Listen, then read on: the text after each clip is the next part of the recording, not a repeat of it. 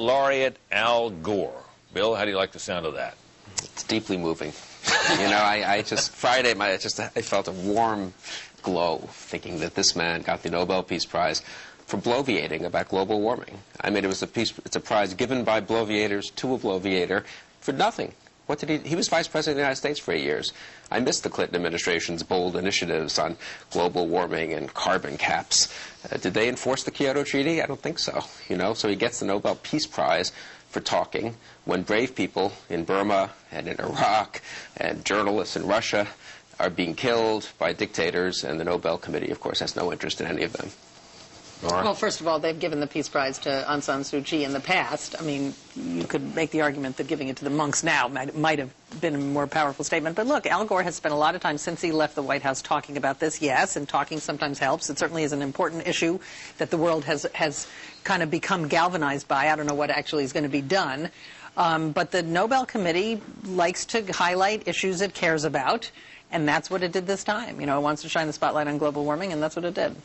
Look, let's remember what the prize is about. Al Gore now joins the ranks of Yasser Arafat, the father of modern terrorism, Lee Duc-To, who signed a treaty on behalf of a government that 2 years later invaded and extinguished the country it signed that treaty with, and the most disgraceful ex-president of the United States, Jimmy Carter, who, forget about Iraq, I'll remind you, in the Gulf War, actively lobbied other countries to oppose his country in helping it in going to war.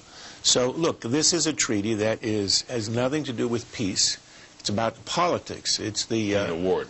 I'm sorry. The award, the Nobel Peace Prize, is about politics. It's the Kentucky Derby of the world left, and it gives it to people whose politics are either anti-American or anti-Bush, and that's why he won it.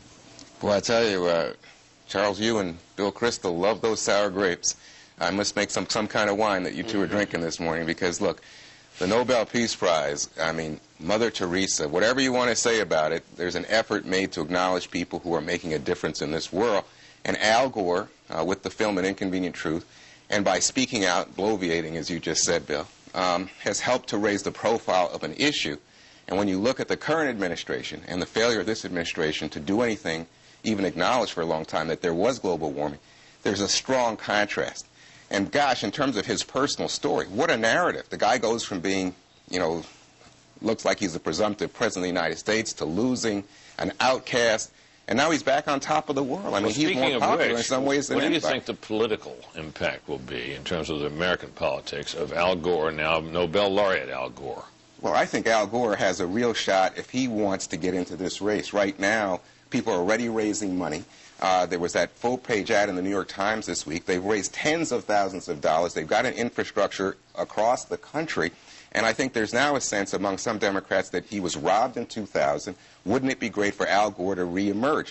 And on the electability issue, which is absolutely critical for Hillary Clinton, Barack Obama, John Edwards, people think Al Gore doesn't carry the baggage that some of these other candidates do. Not a chance, I think there's something. I think. Can I just say something about this wonderfully moving narrative about Al Gore, who Juan likes to compare to Mother Teresa?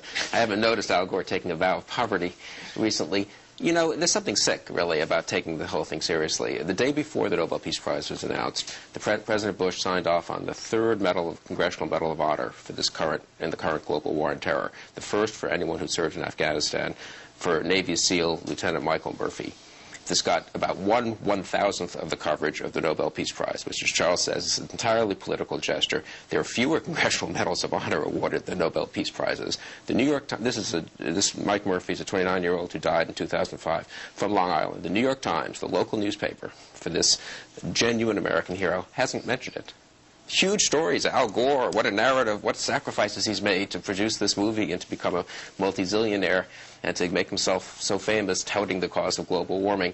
Michael Murphy gets the Congressional Medal of Honor, and the New York Times, our leading newspaper, and the local newspaper in this case, can't notice it. There's something sick about our culture when we don't acknowledge genuine heroes and as I say, give a prize, make such a big deal about some guy who's made a movie. I don't want to leave unchallenged the Juan's rosy scenario about Al Gore's future in electoral politics. I think the chances are zero. First of all, zero what? Zero that he will get in. Yes, tens of thousands of dollars compared to tens of millions that have already been raised. The Democratic Party is happy with the field. They're not dying for somebody else to come in. It's 90 days away from voting.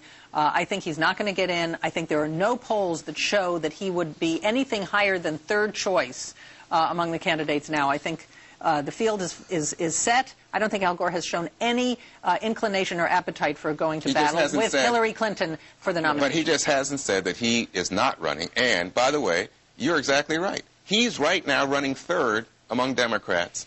I mean, and he's not in the race, and, you know, there's no formal effort. The only question is deadlines. Can he get in time, you know, to meet deadlines in Michigan, New Hampshire? He's now a rock star. Why would he want to be the president of the United States? To step down. There is no chance he'll get in. There is no chance if he got in he'd win the nomination.